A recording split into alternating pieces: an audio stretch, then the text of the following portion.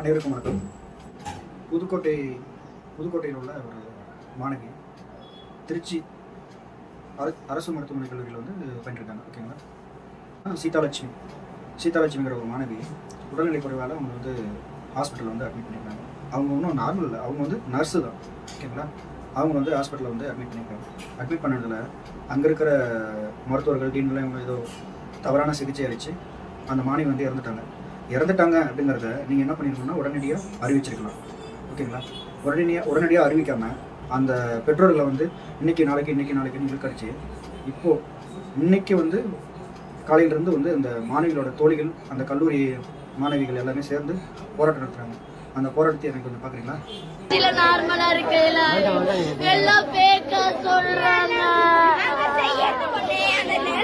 எழுதுறது ஒண்ணா இருக்கு. நாங்க போய் கேட்கும் ரெண்டே 2 இன்ஜெக்ஷன் தான் போதும்.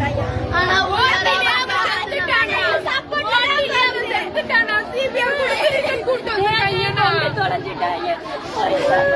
நான் போய் யார் சொல்லி பாவத்தை வாங்கி கொண்டிருக்கிறேன்.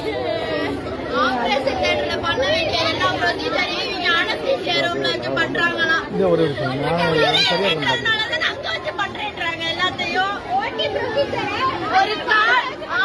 ஒரு ஹார்ட்ல பண்ற ஒரு சர்ஜரியை எவ்வளவு ப்ரொசீஜர் எவ்வளவு ஸ்டெரைலா பண்ணணும் வால்ல வச்சு பண்ணிருக்காங்க. அவ்வளவு ரத்தம் அடிச்சு கிளிக்காம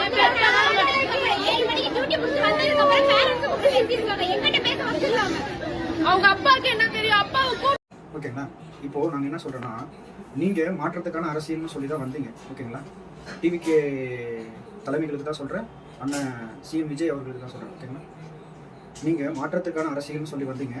ஆனால் மக்களை வந்து இந்த அளவுக்கு வந்து அல்லல்படுத்துவீங்க அப்படிங்கிறத நாங்கள் கொஞ்சம் கூட நினச்சி பார்க்கலாம். ஓகேங்களா. எல்லாமே சேர்ந்து தான் உங்களுக்கு ஓட்டு போட்டிருந்தோம். ஒரு மாற்றத்தை தேடி வரணும் அப்படின்னு சொல்லிட்டு நம்ம போட்டிருந்தோம். ஆனால் அங்கே இருக்கிற மக்களே சொல்கிறாங்க பார்த்தீங்களா, அவங்களும் சேர்ந்து தான் உங்களுக்கு ஓட்டு போட்டிருக்காங்க. ஆனா இப்ப வரைக்கும் சிஎம் சார் ஏன் வந்துட்டு ஒரு ஆறுதலாச்சும் எங்களுக்கு சொல்லிருக்கோம் எங்க குடும்பத்துக்கு, அது கூட இன்னும் அவரு சொல்லாம இருக்காரு அப்படிங்கிறது ரொம்ப கஷ்டமா இருக்கு. சாருக்கு எல்லாமே தெரிஞ்சிருக்கும். சோ ஒரு ஆறுதல் கூட எங்களுக்கு இப்ப வரைக்கும் சார் சொல்லல. முன்னாடி இருந்த சட்டம் ஒழுங்கா இல்ல அப்படின்னு சொல்லிதான் நாங்க இந்த கவர்மெண்ட்டை சூஸ் பண்ணி, சோ நியூ ஜெனரேஷன் நாங்க இந்த கவர்மெண்ட்டை சூஸ் பண்ணி உங்களுக்கு இவ்வளவு சப்போர்ட் பண்ணிட்டு இருக்கோம். ஏன்னா இப்பதான் வந்திருக்காங்க, வந்த உடனே இந்த மாதிரிலாம் நடக்கும் போது ரொம்ப பயமா இருக்கு சார் எங்களுக்கு எல்லாமே. இப்ப வரைக்கும் சிஎம் சார் ஏன் வந்துட்டு ப்ராப்பரா ஒரு இதை வந்து உங்களை குறை சொல்லணும், இல்லை உங்களை வந்து உங்களோட குறைகளை மட்டும் கண்டுபிடிச்சி நம்ம பேசணும் அப்படிங்கிறது எங்களோட இது கிடையாது. மக்களின் குரலாக இருந்து நம்ம வந்து பேசுகிறோம். ஓகேங்களா. தவறு நடக்கிறதுங்கிறது சாதாரணம் அப்படிங்கிறத நம்ம போகிற போக்கில் சொல்லிட்டு போக முடியாது. அந்த தவறு வந்து எவ்வளோ சீக்கிரமாக கண்டறியப்பட்டு அவங்களுக்கான தண்டனையை வந்து பெற்றுத்தர போகிறோங்கிறது தான் தமிழக அரசு மக்களால் தேர்ந்தெடுக்கப்பட்டு தான் நீங்கள் வந்திருக்கீங்க. ஓகேங்களா. அந்த ஆட்சியை வந்து மக்கள் வந்து நம்பகத்தன்மையாக இருக்கா, நம்பிக்கையோடு இருக்காங்களா அப்படிங்கிறத நாங்கள் வந்து நீங்கள் வந்து 19 வந்து நீங்கள் இது மாதிரி பதில் சொல்கிறதோ இல்லை வந்து கேஷுவலாக வந்து நாங்கள் வந்து ஆணை பிறப்பித்து அரசு வந்து அறிவிப்பு கொடுத்துருக்காங்க, இன்வெஸ்டிகேஷன் பண்ணுறாங்க அப்படிங்கிறது நீங்கள் டிகிடிஸியாக சொல்லக்கூடாது. ஓகேங்களா. ஏன்னா இதே ஃபார்முலா தான் இதுக்கு முந்தைய அரசும் வந்து பண்ணாங்க. ஒரு சின்ன தவறு நடந்தாலும் சரி, பெரிய தவறு நடந்தாலும் சரி, ஆணை பிறப்பித்து இன்வெஸ்டிகேஷன் பண்ணி ப்ராப்பர் அந்த இஷ்யூ என்ன அப்படின்னு சொல்லிட்டு இன்வெஸ்டிகேஷன் பண்ணிட்டு தான் ரிப்போர்ட்டே கொடுப்பாங்க. ஆனா நீங்க என்ன சொல்லிருந்தீங்க?